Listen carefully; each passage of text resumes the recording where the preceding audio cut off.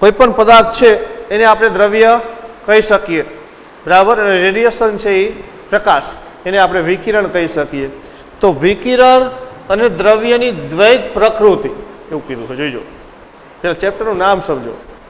વિકિરણ એટલે પ્રકાશ અને કોઈ પણ દ્રવ્યની દ્વૈત એટલે બે પ્રકૃતિ, બે સ્વભાવ, બે સ્વરૂપ, એના વિશે કંઈક વાત કરવાની છે આની અંદર.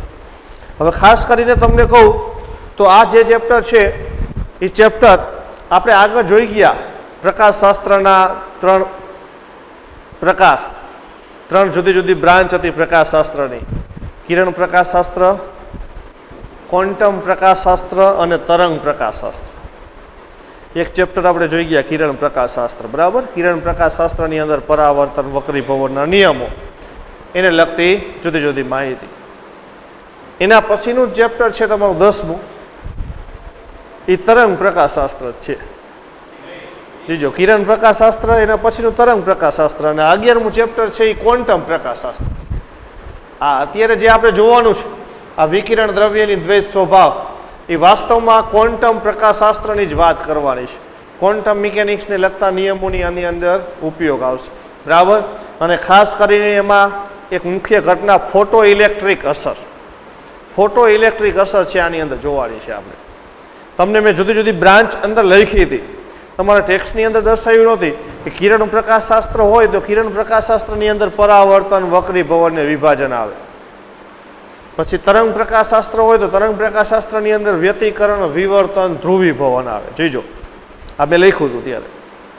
પછી ક્વોન્ટમ પ્રકાશશાસ્ત્ર, બધા ત્રીજી જે હવે આપણે વાત કરવાની એની, તો એની અંદર આવશે ફોટો ઇલેક્ટ્રિક અસર, કોમ્પટન અસર, કાળા પદાર્થનું વિકિરણ, કાળા પદાર્થમાંથી જે પ્રકાશનું ઉત્સર્જન થાય એ.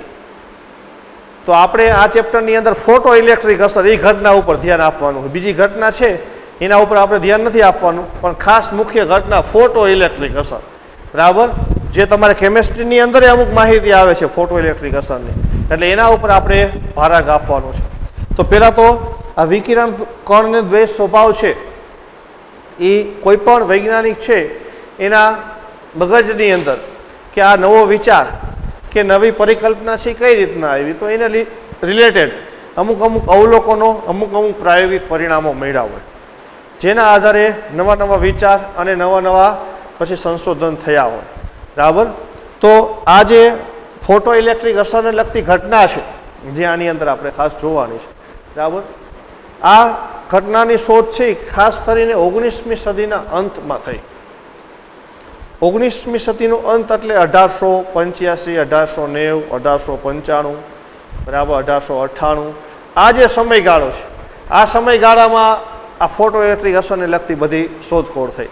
એના બધાએ નોખા રિસર્ચ થયા, બરાબર, જેને લગતા જુદા જુદા પ્રાયોગિક પરિણામો મળ્યા.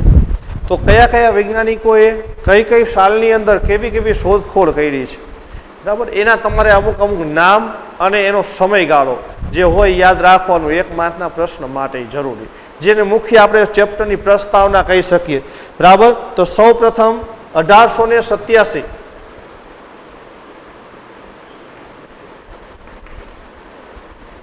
જોઈજો, 19મી સદીનો અંત ભાગ મેં તમને કીધું, એટલે 1900 આવવાની શરૂઆતમાં, 1900 થી 5-10 વર્ષનો સમયગાળો, બરાબર. તો 1887ની અંદર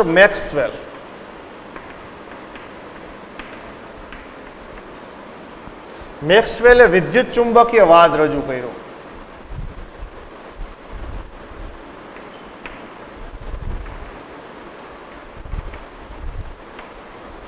વિદ્યુત ચુંબકીય વાદ એટલે શું? વિદ્યુત ચુંબકીય તરંગો એટલે પ્રકાશના તરંગો, એટલે પ્રકાશના તરંગોને લગતા અમુક સમીકરણો એને આપ્યા. એને કોઈ પ્રાયોગિક તારણો નથી આપ્યા, પણ એને સૈદ્ધાંતિક રીતે ગણતરી કરી જુદા જુદા સમીકરણો આપ્યા છે, જેને કહેવામાં આવે છે મેક્સવેલનો વિદ્યુત ચુંબકીય વાદ. એ વિદ્યુત ચુંબકીય વાદ તમને શું દર્શાવે કે વિદ્યુત ચુંબકીય તરંગો કઈ રીતના ઉત્સર્જિત થાય, પ્રકાશના તરંગો ઉત્સર્જન કઈ રીતના થાય, પ્રકાશના તરંગો છે તેનું પ્રસરણ કઈ રીતના થાય. આપણે જોઈએ કે પ્રકાશનું વહન થાય છે, પ્રકાશનું ટ્યુબલાઇટ, બલ્બ, આ બધા પ્રકાશના ઉદ્ગમમાંથી ઉત્સર્જન થાય. ઉત્સર્જન કઈ રીતના થાય, એનું વહન કઈ રીતના થાય, એને લગતા એને નિયમો આપ્યા સમીકરણ સ્વરૂપે, જેને કહેવામાં આવે છે વિદ્યુત ચુંબકીય વાદ. વિદ્યુત ચુંબકીય વાદની અંદર શું છે? તો વિદ્યુત ચુંબકીય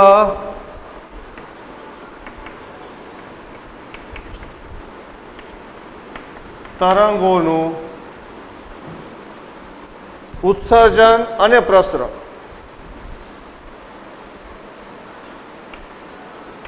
ઉત્સર્જન અને પ્રસરણ આ વિદ્યુત ચુંબકીય વાદની અંદર એને રજૂ કર્યું છે મેક્સવેલે. બરાબર, જેને કહેવામાં આવે છે વિદ્યુત ચુંબકીય વાદ. અને પ્રકાશને લગતી માહિતી આપી અને તરંગ સ્વરૂપે, જેના મેક્સવેલના વિદ્યુત ચુંબકીય તરંગોના 4 મુખ્ય પાયાના નિયમો છે. બરાબર, જે તમારે પહેલા ચેપ્ટરની અંદર જ આવશે. વિદ્યુત ક્ષેત્ર માટે ગાઉસનો નિયમ, વિદ્યુત ક્ષેત્ર માટે ગાઉસનો નિયમ, ચુંબકીય ક્ષેત્ર માટે ગાઉસનો નિયમ, પછી ફેરાડેનો નિયમ, બરાબર, અને એમ્પિયરનો સર્કિટલ નિયમ. આ 4 નિયમ તમારે આવશે જ 12માની અંદર. પહેલા ચેપ્ટરની અંદર વિદ્યુત ક્ષેત્રનો નિયમ આવશે. બરાબર, આ બધા જે નિયમો છે એ બધા નિયમોનું સમન્વય એટલે મેક્સવેલનો વિદ્યુત ચુંબકીય વાદ. એને સૈદ્ધાંતિક રીતે સમીકરણ સ્વરૂપે સમજાયું કે વહન અને ઉત્સર્જનને લગતી ઘટના. પણ પ્રાયોગિક રીતે સૌ પ્રથમ વિદ્યુત ચુંબકીય તરંગો પ્રયોગશાળાની અંદર મેળવા આ જ સમયગાળાની અંદર 1887ની અંદર જ હર્ટ્ઝ નામના વૈજ્ઞાનિકે સૌ પ્રથમ પ્રયોગશાળામાં વિદ્યુત ચુંબકીય તરંગો મેળવ્યા.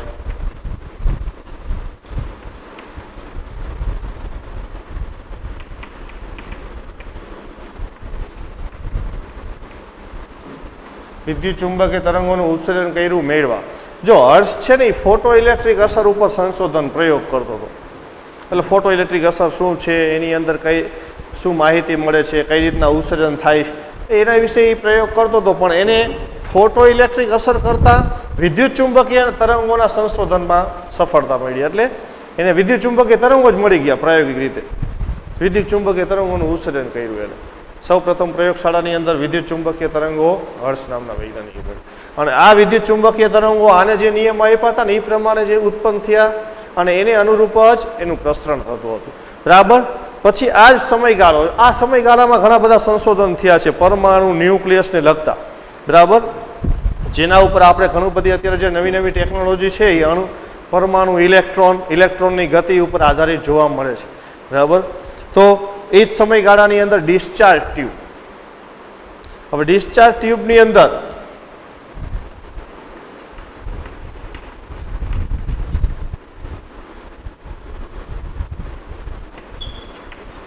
એટલે વાસ્તવમાં એક જાતની CRO ટ્યુબ જ છે. ડિસ્ચાર્જ ટ્યુબ એટલે આપણે કેથોડ રે ટ્યુબ અત્યારે કઈ છે ડિસ્ચાર્જ ટ્યુબ. તો ડિસ્ચાર્જ ટ્યુબની અંદર શું છે કે કોઈ પણ એક પાઇપ હોય નળાકાર, એની અંદર ખૂબ ઓછા દબાણે વાયુ ભરવામાં આવે. સામાન્ય રીતે 0.001 મિલીમીટર પારાના દબાણે, આટલું ઓછું દબાણ, આટલા ઓછા દબાણે અંદર વાયુ ભરવામાં આવે. પછી એ જે વાયુ ભરેલ નળી છે, દાખલા તરીકે હું દર્શાવું, આ એક નળાકાર છે, નળાકાર પાઇપ, આની અંદર વાયુ ભરેલો છે. હવે આ વાયુને વોલ્ટેજ લાગુ પાડવાનો છે, એટલે વિદ્યુત સ્થિતિમાનનો તફાવત. આની અંદર 2 ઇલેક્ટ્રોડ મૂકી દેવાના, એક એનોડ ને એક કેથોડ. આ એનોડ કેથોડને બેટરી સાથે જોડાણ કરી નાખો, આ પ્લસ માઇનસ, એનોડ પ્લસ, એટલે આની અંદર વિદ્યુત ક્ષેત્ર મળે. એટલે વાયુને વિદ્યુત ક્ષેત્ર લાગુ પાડવાનો છે. અને વિદ્યુત ક્ષેત્રને કારણે વાયુની અંદર જે અણુપરમાણુ છે ને એનું આયોનાઇઝેશન થાય. આયોનાઇઝેશન થાય એટલે ઇલેક્ટ્રોન છૂટા પડે. બરાબર, અને ઇલેક્ટ્રોન છૂટા પડ્યા ની ગતિ કરવા પડે. વિદ્યુત ક્ષેત્ર તો છે જ આની અંદર. એ ડિસ્ચાર્જ ટ્યુબ. ઇલેક્ટ્રોન હંમેશા એનોડથી કેથોડ તરફ ગતિ કરે, જેને તમે નામ આપ્યું કેથોડ કિરણો. બરાબર, તો ડિસ્ચાર્જ ટ્યુબને લગતા જે તારણો મળ્યા, જે ડિસ્ચાર્જ ટ્યુબની અંદર આયોનાઇઝેશન થયું, કિરણો છે એની ગતિ જોવા મળી, તો એના આધારિત વળી પાછા બીજા સંશોધન થયા. તો એમાં 1895ની અંદર રોન્જન એક્સરેસની શોધ કરી, જેને આપણે 6 કિરણો કહી છે.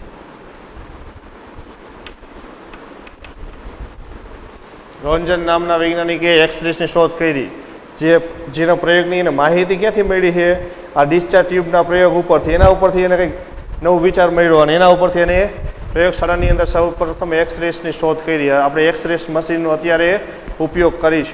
બરાબર. પછી એ જ સમયગાળાની અંદર આ સમયગાળા, આ 10 વર્ષનો જે સમયગાળો છે, 10 થી 15 વર્ષનો ખાસ, આ સમયગાળામાં ઘણી બધી મહત્વની શોધખોળ થઈ છે. બરાબર. એ જ સમયગાળો 1897 ની અંદર જે થોમ્સન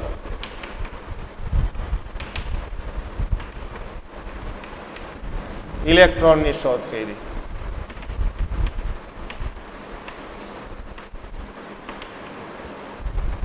જે નળીની અંદર ઓલા ગતિ કરતા કેથોડ કિરણો છે. બરાબર. એ કેથોડમાંથી ઉત્સર્જન થાય ને એટલે કેથોડ કિરણો કહેવામાં આવે. એ કેથોડ કિરણો છે એનોડ તરફ ગતિ કરે છે. તો એ કેથોડ કિરણોને શું નામ આપવામાં આવ્યું? ઇલેક્ટ્રોન. એ ઇલેક્ટ્રોન છે હજી તો ઘણા બધા વર્ષો પછી ખબર પડી કે આ ઇલેક્ટ્રોન છે, આ ઋણ વીજભાર ધરાવે છે. બરાબર. અને એ પાયાના ઘટકો છે. કોઈ પણ દ્રવ્યની અંદર ઇલેક્ટ્રોન, પ્રોટોન અને ન્યુટ્રોન, આ 3 પાયાના મૂળભૂત કણો છે. બરાબર. એટલે એના વિશે માહિતી, એટલે ઇલેક્ટ્રોનની શોધ કરી. પણ આ ઇલેક્ટ્રોનની શોધ એમ નથી મળી. પણ એને શું કર્યું છે? પેલા સૌ પ્રથમ E/m નો ગુણોત્તર એને શોધ્યો. 1.76 × 10⁻11 કુલમ પર કિલોગ્રામ.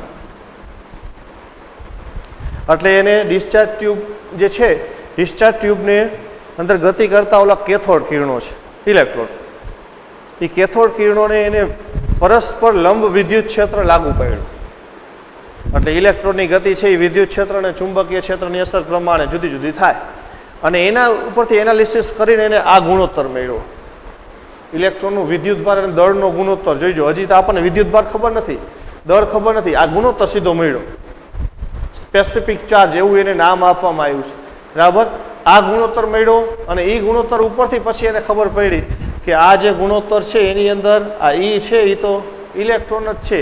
એટલે અંદર ગતિ કરતા ઓલા કેથોડ કિરણો છે એ શું છે? વાસ્તવમાં ઇલેક્ટ્રોન છે. જે કેથોડ કિરણો છે, કેથોડ કિરણોની શોધ તો આની પહેલા કહી દીધી. 1870 ની અંદર વિલિયમ કુક્સ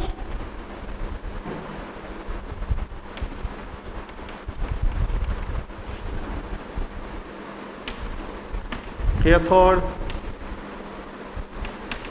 કિરણોની શોધ ડિસ્ચાર્જ ટ્યુબની અંદર જે ગતિ કરતા ઇલેક્ટ્રોન છે એ કેથોડ કિરણોનું નામ વિલિયમ કુક્સે આપ્યું. એને જ કીધું છે. બરાબર. પછી એનો વિદ્યુત ભારનો ગુણોત્તર જે થોમ્સને આપ્યો છે. પછી એ જ માહિતી છે, એ માહિતી ઉપરથી એને નામ પછી આપ્યું. કેથોડ કિરણો છે એ તો વાસ્તવમાં ઇલેક્ટ્રોન છે. પછી એને નામ આપવામાં ઇલેક્ટ્રોન. એટલે આપણે કહેવામાં આવ્યું જે થોમ્સન છે એને ઇલેક્ટ્રોનની શોધ કરી.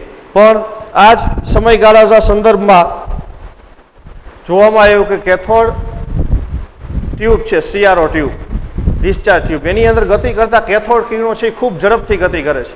એનો વેગ પ્રકાશના વેગને 10મા ભાગની નજીકમાં છે. જોજો, પ્રકાશનો વેગ 3 × 10⁸. એટલા વેગથી કોઈ પણ દ્રવ્ય ગતિ કરી શકે નહીં, શક્ય જ નથી. બરાબર. પણ આ કેથોડ કિરણો એટલે ઇલેક્ટ્રોન છે એટલે ઝડપથી નથી ગતિ કરતા, પણ એના કરતાં એની નજીકમાં જઈએ કે એના 10મા ભાગ લગી ઝડપથી ગતિ કરી 10⁷ મીટર પ્રતિ સેકન્ડના વેગથી ગતિ કરી શકે. પ્રકાશનો વેગ 3 × 10⁸, પણ કેથોડ કિરણો છે ને 10⁷ લગી ગતિ કરી શકે. એટલે એ ઘણી બધી વેગ વધારે કહેવાય. સામાન્ય કોઈ પણ પદાર્થ છે એટલા ઝડપથી ગતિ નહીં કરી શકે. ઇલેક્ટ્રોન તો સૂક્ષ્મ દ્રવ્ય છે એટલે એટલી ઝડપથી ગતિ કરી શકે છે. બરાબર. એટલે એટલી બધી ઝડપથી ગતિ કરી શકે એવા દ્રવ્યો છે જેને નામ આપવામાં આવ્યું ઇલેક્ટ્રોન. એના પછી એના અમુક બીજા પ્રયોગો થયા કે ઇલેક્ટ્રોનનું દ્રવ્યમાંથી ઉત્સર્જન. આ કેથોડ કિરણોની મેં વાત કરી, ડિસ્ચાર્જ ટ્યુબ, એમાંથી કેથોડ જે છે, કેથોડમાંથી ઇલેક્ટ્રોનનું ઉત્સર્જન થાય છે. એ સિવાય બીજી 2 રીત છે જેમાં ઇલેક્ટ્રોનનું ઉત્સર્જન થાય. આપણે એના વિશે વાત કરવાની છે. ફોટો ઇલેક્ટ્રિક અસર જોઈજો. બરાબર. તો એ ફોટો ઇલેક્ટ્રિક અસર છે ઇલેક્ટ્રોનનું ઉત્સર્જન છે દ્રવ્યમાંથી. તો એ 2 રીતના થાય. તમે કોઈ પણ ધાતુ હોય એના ઉપર અલ્ટ્રાવાયોલેટ પ્રકાશ આપાત કરો. અલ્ટ્રાવાયોલેટ પ્રકાશ જેને આપણે કહીએ છીએ પારજાંબલી તરંગો અથવા પારજાંબલી પ્રકાશ, અથવા ગરમ કરવાથી ઇલેક્ટ્રોનનું ઉત્સર્જન થાય.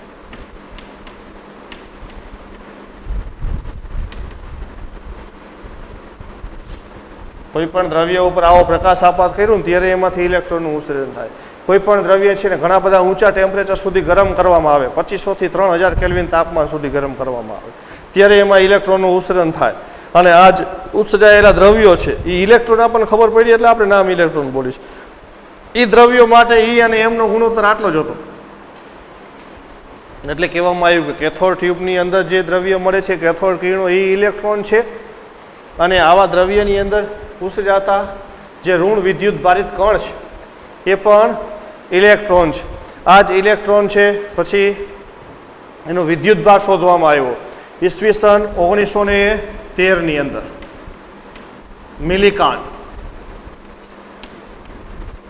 મિલિકાને ઇલેક્ટ્રોનનો વિદ્યુત ભાર શોધ્યો અને જે વિદ્યુત ભારનું મૂલ્ય છે 1.602, જેને આપણે લખીએ છીએ 1.6 × 10⁻⁹ કુલમ.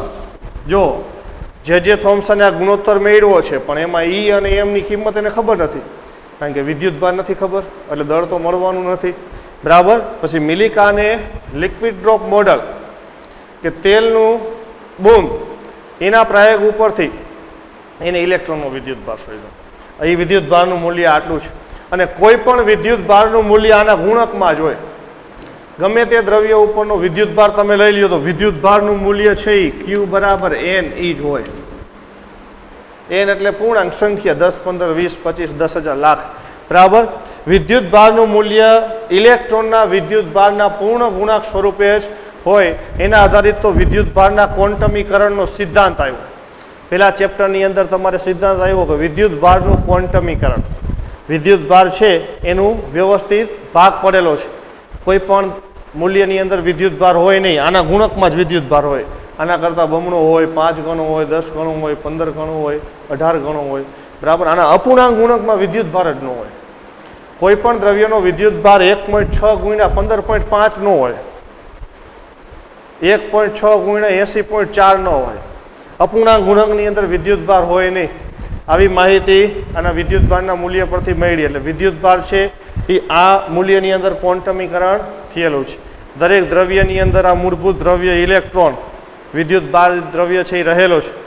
જેટલો ઇલેક્ટ્રોન ધન વિદ્યુત ભાર ધરાવશે એટલો જ પ્રોટોન છે એ ઋણ વિદ્યુત ભાર ધરાવે છે, બરાબર. હવે એટલે આવી જુદી જુદી માહિતી છે એ માહિતીનું 19મી સદીનો અંત ભાગ અને જો 19મી સદીનો પછીનો ભાગ આવ્યો એટલે 20મી સદીની શરૂઆત.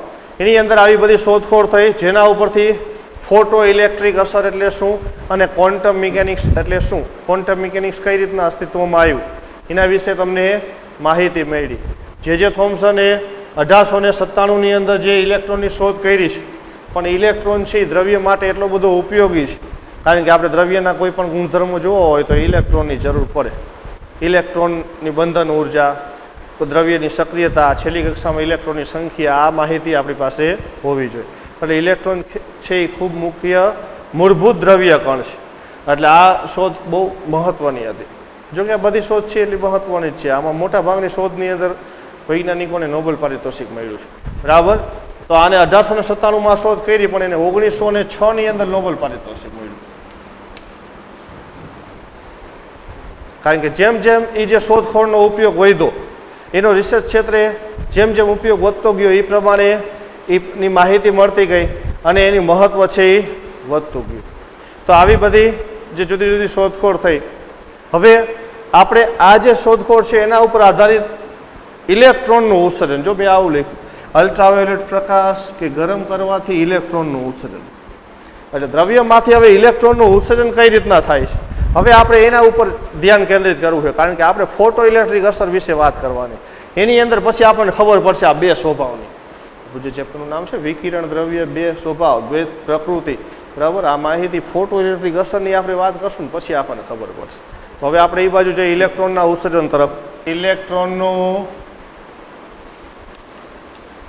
ઉત્સર્જન, દ્રવ્યમાંથી ઇલેક્ટ્રોનનું ઉત્સર્જન છે કઈ રીતના થાય તો દ્રવ્યની અંદરથી ઇલેક્ટ્રોનને બહાર લાવવાની વાત એટલે ઇલેક્ટ્રોનનું ઉત્સર્જન. જોજો આ જે ચેપ્ટર છે એ 6 માર્કનું ચેપ્ટર છે. થોડાક એના કન્સેપ્ટ છે અઘરા, પણ એમાંથી પરીક્ષાની અંદર તમારે માર્ક લાવવા એટલા જ સહેલા છે. કારણ કે આ ચેપ્ટરની અંદર 5 થી 7 જ સૂત્રો આવશે, એટલે થોડાક જ સૂત્રો આવશે અને એ સૂત્ર આધારિત 3 થી 4 રીતના દાખલા આવશે. એટલે માર્ક લાવવા સહેલા છે પણ એના કન્સેપ્ટ સમજવા થોડાક અઘરા છે. બરાબર. જેવી રીતના આપણે કિરણ પ્રકાશશાસ્ત્રની વાત કરી, 9 માર્કનું ચેપ્ટર હતું, તો કિરણ પ્રકાશશાસ્ત્ર છે ને બહુ મોટું ચેપ્ટર, એની અંદર ઘણા બધા સૂત્રો આવ્યા, ઘણી બધી જુદી જુદી ઘટનાઓ આવી. બરાબર. એટલે જેટલી ઘટના જુદી જુદી આવતી જાય, સૂત્રો જેટલા વધારે આવે એટલા દાખલાની રીત નવી નવી આવતી જાય. MCQ છે એની અંદર નોખી નોખી રીત આવતી જાય. આની અંદર થોડાક જ સૂત્રો આવશે, 5 થી 7, 5 જ ખાસ ગણી શકાય. એટલે એના આધારિત 3-4 રીતના જ દાખલા છે અને એ જ રીતના MCQ આવશે.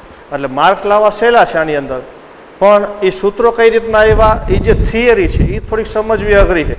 જે કિરણ પ્રકાશશાસ્ત્ર જેટલી સહેલી થિયરી નથી, થિયરી થોડીક અઘરી, પણ એ થિયરી સમજ્યા પછી એનો ઉપયોગ કરવો છે હાવ સહેલો. બરાબર. એ તમે એટલા દાખલાની અંદર વારંવાર ઉપયોગ કરો એટલે આવડી જ જાય.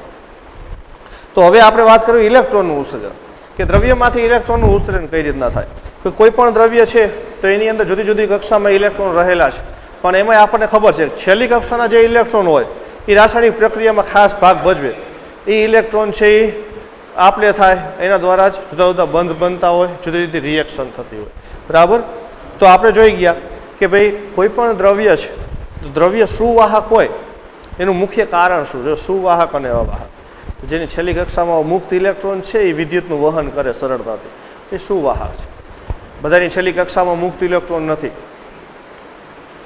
અમુકની છેલ્લી કક્ષાની અંદર ઇલેક્ટ્રોન છે પણ મુક્ત નથી, બંધાયેલા, આટલી ગતિ ન કરી શકે. તો જે છેલ્લી કક્ષામાં ઇલેક્ટ્રોન છે એટલે એવા મોટા ભાગની ધાતુ, પહેલા બીજા અને ત્રીજા સમૂહની અંદર આવેલા જે તત્વો છે ધાતુ, લોખંડ, ઝીંક, નિકલ, એલ્યુમિનિયમ, મેગ્નેશિયમ, સોડિયમ, આ બધી ધાતુઓ છેલ્લી કક્ષામાં Na+2, Al+3, Mg+2 આપણે લખી. છેલ્લી કક્ષામાં એક ઇલેક્ટ્રોન હોય, 2 ઇલેક્ટ્રોન હોય, આ બધા મુક્ત ઇલેક્ટ્રોન છે, વિદ્યુતનું વહન કરી શકે. બરાબર. એ મુક્ત ઇલેક્ટ્રોન છે પણ એ દ્રવ્યની અંદર જ છે. જોજો, સમજજો. એલ્યુમિનિયમ હોય તો Al+3 બરાબર છે, એલ્યુમિનિયમ Al+3, એટલે એની પાસે છેલ્લી કક્ષામાં 3 ઇલેક્ટ્રોન છે, પણ એ જે છેલ્લી કક્ષાના ઇલેક્ટ્રોન છે એ છેલ્લી કક્ષાના ઇલેક્ટ્રોન દ્રવ્યની બહાર નથી, એલ્યુમિનિયમ દ્રવ્યની અંદર જ છે. હવે આ છેલ્લી કક્ષાના ઇલેક્ટ્રોનની બંધન ઉર્જા ઓછી હોય, એને બહાર લાવવો હોય તો ઓછી ઉર્જાની જરૂર પડે. તો એને આપણે બહાર લાવો તો એમાંથી એનું ઉત્સર્જન થયું કહેવાય, જેને આપણે કહીશું ઇલેક્ટ્રોનનું ઉત્સર્જન, દ્રવ્યમાંથી ઇલેક્ટ્રોનનું ઉત્સર્જન. તો દ્રવ્યમાંથી ઇલેક્ટ્રોનનું ઉત્સર્જન કરવું એટલે ઇલેક્ટ્રોનને એમાંથી બંધનમાંથી બહાર લાવવા છે. જે બંધનનું મુખ્ય કારણ શું છે, ઓલો પ્રોટોન છે, ધન વિદ્યુત ભારિત ન્યુક્લિયસની અંદર જે પ્રોટોન છે એને આકર્ષે છે, એટલે બહાર આવી શકતા નથી. તો એ પ્રોટોન સાથે અથવા ન્યુક્લિયસ સાથે જેટલા બંધનથી જકડાયેલા હોય એટલી ઉર્જા તમે બહારથી એને આપો તો એ એમાંથી મુક્ત થઈ શકે અને બહાર આવી શકે. તો તમે એનો મતલબ એવો થયો કે એ ઇલેક્ટ્રોનને બહાર લાવવા માટે કંઈક ઉર્જાની જરૂર પડશે. એ જે ઉર્જાની જરૂર છે એ ઓછામાં ઓછી ઉર્જા છે, એને નામ આપવામાં આવ્યું છે ધાતુનું વર્ક ફંક્શન.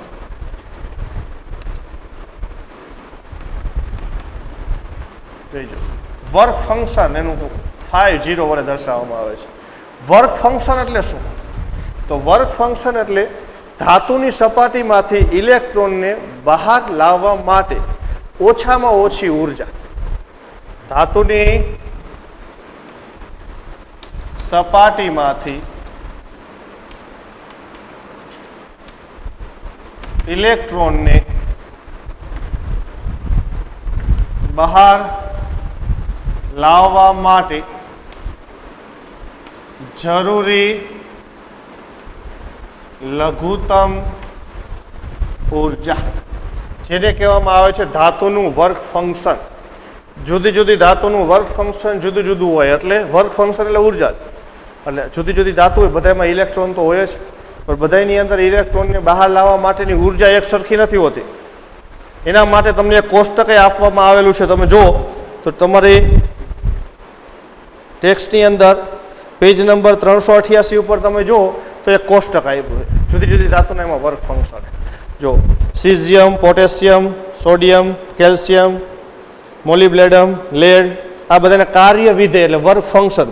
સીઝિયમ માટે 2.14, પોટેશિયમ 2.30, સોડિયમ 2.75, કેલ્શિયમ 3.20.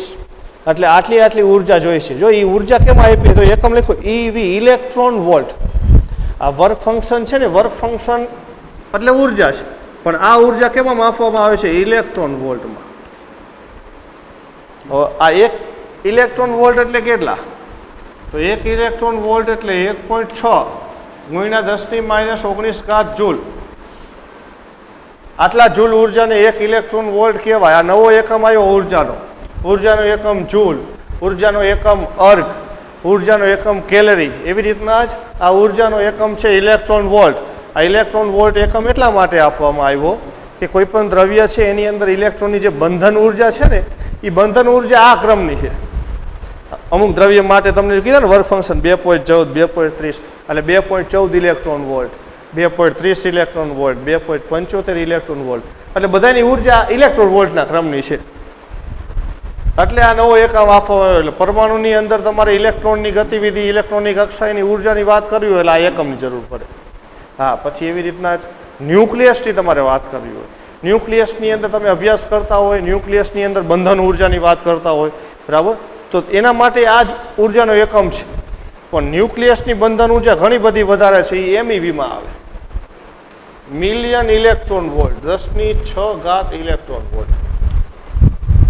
પરમાણુમાં ઇલેક્ટ્રોનની બંધન ઉર્જા અને પરમાણુમાં પ્રોટોન ન્યુટ્રોનની બંધન ઉર્જામાં આટલો તફાવત છે. એટલે પ્રોટોન ન્યુટ્રોન ક્યારેય બહાર નથી આવતા.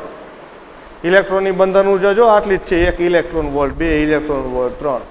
જ્યારે ન્યુક્લિયસની, ન્યુક્લિયોન, પ્રોટોન ન્યુટ્રોનની બંધન ઉર્જા 10⁶ 10 લાખ ઇલેક્ટ્રોન વોલ્ટ. એટલે આપણે ન્યુક્લિયસમાંથી સામાન્ય સ્થિતિમાં ક્યારેય પ્રોટોન છૂટા ન પડે, ક્યારેય ઇલેક્ટ્રોન છૂટા, એટલે ક્યારેય ન્યુટ્રોન છૂટા ન પડે. હા, ઇલેક્ટ્રોન છૂટા પાડી શકે સરળતાથી, એની ઉર્જા ઓછી. હવે આ 1 ઇલેક્ટ્રોન વોલ્ટ એટલે શું? તો એની વ્યાખ્યા છે બીજા ચેપ્ટરની અંદર તમારે હજી આવશે. ખાસ કરીને વિદ્યુત સ્થિતિમાનનું ચેપ્ટર આવશે ને, એટલે અત્યારે તમારું જે પહેલું ચેપ્ટર આવે છે વિદ્યુત ક્ષેત્ર, એની અંદર નહીં આવે, એના પછીમાં 1 વોલ્ટનો વિદ્યુત સ્થિતિમાનનો તફાવત આપો અને એના અસર હેઠળ જ્યારે ઇલેક્ટ્રોન ગતિ કરે તો એ ગતિ કરેલા ઇલેક્ટ્રોને જે ઉર્જા મેળવી છે એને કહેવામાં આવે છે 1 ઇલેક્ટ્રોન વોલ્ટ. આ 1 ઇલેક્ટ્રોન વોલ્ટ એટલે 1 વોલ્ટ વિદ્યુત સ્થિતિમાનના તફાવત હેઠળથી ગતિ કરતા ઇલેક્ટ્રોને મેળવેલ ઉર્જા. એ ઉર્જા આટલા જૂલ હોય. હવે એના માટેનું સમીકરણ અત્યારે નથી લખતો, એનું સમીકરણ આવું આવે, એ ઉર્જા E બરાબર Q × V આવું આવે. પણ એ તમારું બીજું ચેપ્ટર આવશે પછી તમને ખબર પડશે. આ વિદ્યુતભાર ઇલેક્ટ્રોનનો આ વોલ્ટેજ છે, બરાબર. એટલે ઇલેક્ટ્રોન વોલ્ટ એકમની અંદર આ ઉર્જા છે એ માપવામાં આવે. એટલે કે આપણે વાત કરવાની હતી ઇલેક્ટ્રોનના ઉત્સર્જનની, કે કોઈ પણ દ્રવ્ય છે એમાંથી ઇલેક્ટ્રોનનું ઉત્સર્જન કરવું હોય તો આવી કંઈક ઉર્જા આપવી પડશે. જુદા જુદા દ્રવ્ય માટે એ ઉર્જા જુદી જુદી છે, કારણ કે બધામાં ઇલેક્ટ્રોનની બંધન ઉર્જા સક્રિયતા એક સરખી હોય નહીં. અમુક માટે ઓછી હોય, અમુક માટે વધારે હોય. એટલે આ જે વર્ક ફંક્શન છે ને, એ ધાતુના પ્રકાર ઉપર આધાર રાખે.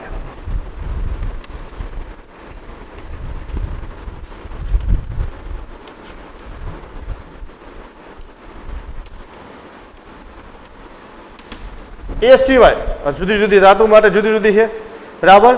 આ વર્ક ફંક્શન ધાતુની સપાટી ઉપર અમુક અંશે આધાર રાખે.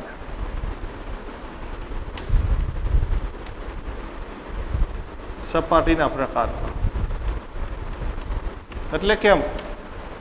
એટલે લીસી સપાટી છે, ખરબચડી સપાટી છે, એ પ્રમાણે થોડુંક અલગ અલગ થાય, બરાબર. લીસી સપાટી હોય તો વધારે પ્રકાશનું શોષણ કરી શકે, ખરબચડી સપાટીમાં શોષણની ક્ષમતા બદલાઈ જાય. એટલે એના આધારે સપાટીના પ્રકાર પર અમુક અંશે, પણ મુખ્ય તો આ પ્રકાર ઉપર ખાસ, ધાતુના પ્રકાર ઉપર ખાસ આધાર રાખે. જુદી જુદી ધાતુ માટે વર્ક ફંક્શન છે એ જુદું જુદું જોવા મળે.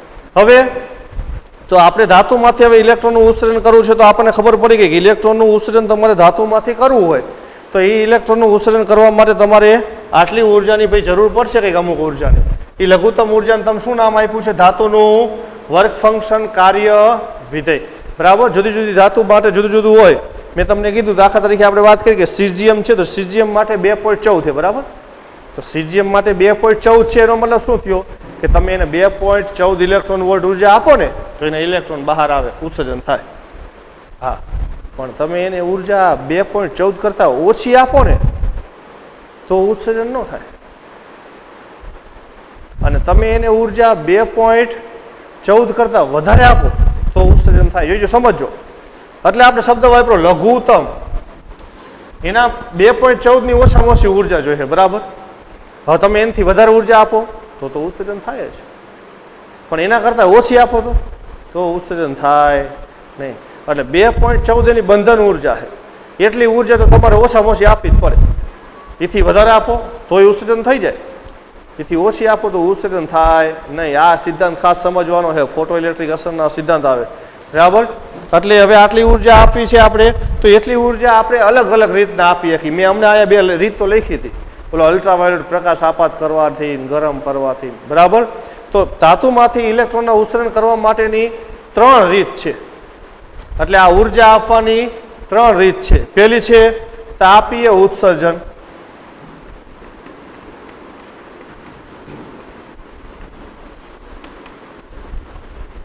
જોઈજો. હવે જો નામ જેનું લખ્યું, શું લખ્યું એ આપણે તાપીય એટલે ગરમ કરવાથી ઉત્સર્જન. એ કોઈ પણ દ્રવ્ય છે ને ગરમ કરો, અને એ ગરમ કરીને ઉત્સર્જન છે ને એ આપણે CRO, જે આપણી જૂની ટીવી આવતી હતી, કેથોડ રે ટ્યુબ જ છે, એની અંદર શું થાય, એક કોઇલ હોય, એમાંથી પ્રવાહ પસાર થાય. પણ એ કોઇલ છે ને બેરિયમ ઓક્સાઇડનું આવરણ લગાડેલું હોય, એમાંથી પ્રવાહ પસાર થાય એટલે કોઇલ ગરમ થાય. દાખલા તરીકે હું એક ઉદાહરણ આપું કે આપણે પહેલાં સોનો બલ્બ વાપરતા. સોના બલ્બની અંદર ઓલો તાર આવે ટંગસ્ટનનો, બરાબર. તમે જોજો, ઘડીક વાર સોનો બલ્બ ચાલુ રાખો ને એટલે બહુ ગરમ થઈ જાય. એ ટંગસ્ટન દ્રવ્ય છે ને એ ગરમ થાય, કારણ કે એનો અવરોધ બહુ વધારે હોય એટલે, બરાબર. અને ગરમ થઈને એનું તાપમાન 2500-3000 સેલ્સિયસ લગી થાય. તો એટલું બધું તાપમાન વહી જાય તો એની અંદર ટંગસ્ટનના જે દ્રવ્ય છે, ટંગસ્ટનના પરમાણુ હોય, ઇલેક્ટ્રોન હોય, એને એટલું એ પ્રમાણે ઉર્જા મળે. કારણ કે તાપમાન અનુસાર કોઈ પણ દ્રવ્ય પાસે ઉર્જા હોય, બરાબર. તો આપણે કોઈ પણ દ્રવ્ય છે એને ગરમ કરી અને ઉષ્મા ઉર્જા આપી, એટલે એના દ્રવ્યને ઉર્જા મળે. અને દ્રવ્યને મળતી ઉર્જા છે આટલી, 3/2 kBT. તાપમાનને કારણે કોઈ પણ દ્રવ્યને મળતી ઉર્જા, અને આ ઉર્જા છે એને ગતિ ઉર્જા સ્વરૂપે મળે છે 1/2 mv². વાયુના ગતિવાદની અંદર આવું કંઈક સૂત્રની આપણે કંઈક વાત કરી હતી, બરાબર. હવે આ ઉર્જા તાપમાન પ્રમાણે હોય, તાપમાન વધારે હોય તો વધારે ઉર્જા મળે, તાપમાન ઓછું હોય તો ઓછી ઉર્જા મળે. તાપમાન તમે વધારીને ઇલેક્ટ્રોનને ઉર્જા આપો, આપણે તો ઇલેક્ટ્રોનને ઉર્જા આપવાની છે. આ ઉર્જા આના જેટલી કરવી, દ્રવ્યને ગરમ કરો સારી પડી, 2500-3000 કેલ્વિન તાપમાન સુધી ગરમ થાય એટલે આ ઉર્જા એટલી બધી મળશે. તો ઇલેક્ટ્રોનને આ ઉર્જા મળશે. એ ઉર્જા ઇલેક્ટ્રોનની ગતિ ઉર્જા, એટલે ઇલેક્ટ્રોનને મળેલી ઉર્જા આના જેટલી થઈ જાય અથવા આના કરતાં વધી જાય. એટલે હું લખું, જામ લખું, greater than or equal to 50. ઇલેક્ટ્રોનને તાપમાનને કારણે મળતી ઉર્જા આ વર્ક ફંક્શન જેટલી અથવા એના કરતાં વધી જાય એટલે ઇલેક્ટ્રોનનું ઉત્સર્જન થાય. એટલે ગરમ કરવાથી ઇલેક્ટ્રોનનું ઉત્સર્જન એને કહેવામાં આવે છે તાપીય ઉત્સર્જન. ગરમ કરીને, યોગ્ય રીતે ગરમ કરીને એમાંથી ઇલેક્ટ્રોનને મુક્ત કરવાની જે રીત છે એને શું કહેવામાં આવે છે, તાપીય ઉત્સર્જન, બરાબર. તો આ ગરમ કરવાને ઇલેક્ટ્રોનનું ઉત્સર્જન થાય છે, એ આ સૂત્ર ઉપર આધારિત છે, કારણ કે ગરમ કરો એટલે આ ઉર્જા એને મળે. બીજી વાત છે, બીજી ઉત્સર્જનની રીત છે જેનું નામ છે ક્ષેત્રીય ઉત્સર્જન. જોઈજો, ક્ષેત્રીય એટલે ફિલ્ડ, ઉત્સર્જન, બરાબર. ફિલ્ડ એટલે ક્ષેત્ર. ક્ષેત્રીય ઉત્સર્જન એટલે તમારે કોઈ પણ દ્રવ્ય છે એને પ્રબળ વિદ્યુત ક્ષેત્ર લાગુ પાડો. પ્રબળ વિદ્યુત ક્ષેત્ર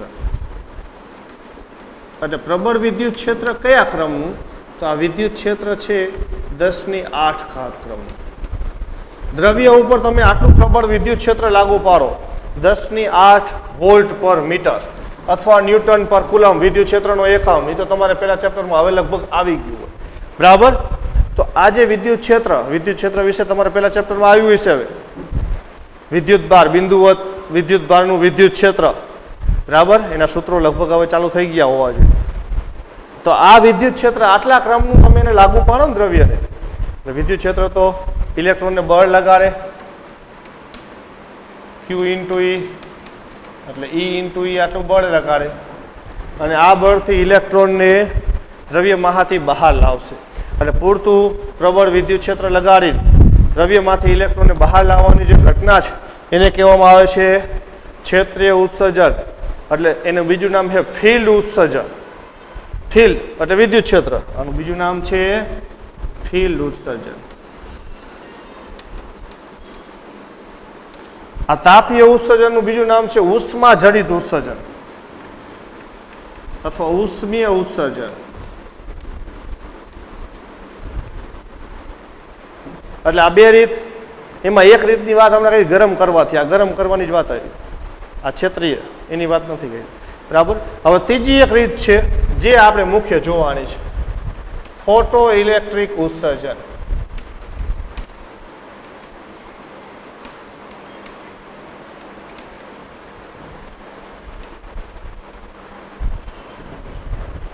એટલે ફોટો ઇલેક્ટ્રિક અસર.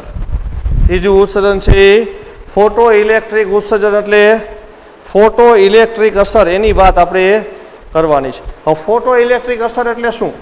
કે જ્યારે કોઈ પણ આવી ધાતુની સપાટી છે, એટલે ધાતુ સ્પષ્ટ કરેલી ચોખ્ખી ધાતુની સપાટી છે, એના ઉપર તમે યોગ્ય તરંગ લંબાઈ અથવા આવૃત્તિ વાળો પ્રકાશ આપાત કરો. યોગ્ય આવૃત્તિનો પ્રકાશ આ ધાતુની સપાટી,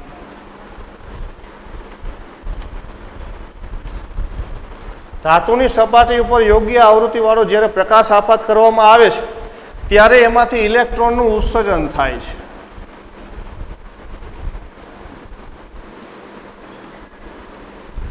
ઉત્સર્જિત ઇલેક્ટ્રોન, અને આ ઉત્સર્જન થાય છે એને કહેવામાં આવે છે ફોટો ઇલેક્ટ્રિક ઉત્સર્જન. કેમ ફોટો ઇલેક્ટ્રિક? ફોટો એટલે ફોટોન, ફોટોન એટલે પ્રકાશ, પ્રકાશ વડે ઇલેક્ટ્રોનનું ઉત્સર્જન. જો તમે આના ઉપર શું કર્યું? પ્રકાશ આપાત કર્યો. પ્રકાશ એટલે ફોટોન, ફોટોન આપાત કર્યા, એમાંથી ઇલેક્ટ્રોનનું શું થયું? ઉત્સર્જન થયું. એટલે ફોટોન વડે ઇલેક્ટ્રોનનું ઉત્સર્જન થયું એટલે નામ આપ્યું ફોટો ઇલેક્ટ્રિક અસર. એની વ્યાખ્યા એ સ્પષ્ટ કરેલી ધાતુની સપાટી હોય એના ઉપર યોગ્ય આવૃત્તિવાળો પ્રકાશ આપાત કરવામાં આવે ત્યારે એમાંથી ઇલેક્ટ્રોનનું ઉત્સર્જન થાય છે, અને આ ઉત્સર્જન થવાની ઘટના છે એને કહેવામાં આવ્યું છે ફોટો ઇલેક્ટ્રિક અસર. એટલે આપણે મુખ્ય આ ચેપ્ટરની અંદર ફોટો ઇલેક્ટ્રિક અસર જોવાની છે. જોજો મેં શબ્દ કંઈક વાપર્યો છે, યોગ્ય આવૃત્તિ. આ બહુ મહત્વનો શબ્દ છે, કારણ કે આવૃત્તિ હારે જેને લેવા દેવા છે, એટલા માટે. ગમે એ આવૃત્તિનો પ્રકાશ આપાત કરો ને તો નહીં હાલે, એટલે ગમે એવો પ્રકાશ નહીં ચાલે. અમુક ચોક્કસ આવૃત્તિનો જ પ્રકાશ આપાત કરવો પડશે તો જ એમાંથી ઇલેક્ટ્રોનનું ઉત્સર્જન શક્ય છે, નહીતર ઇલેક્ટ્રોનનું ઉત્સર્જન શક્ય નથી. એટલે આ ત્રણ રીત છે ઇલેક્ટ્રોનના ઉત્સર્જન માટેની, ધાતુમાંથી ઇલેક્ટ્રોનને બહાર લાવવા માટેની. આ ત્રણ રીત છે. એકવાર ગરમ કરી બહાર લાવી શકાય, વિદ્યુત ક્ષેત્ર લાગુ પાડીને બહાર લાવી શકાય, પ્રકાશ આપાત કરીને બહાર લાવી શકાય. એટલે આ ત્રણ રીત છે.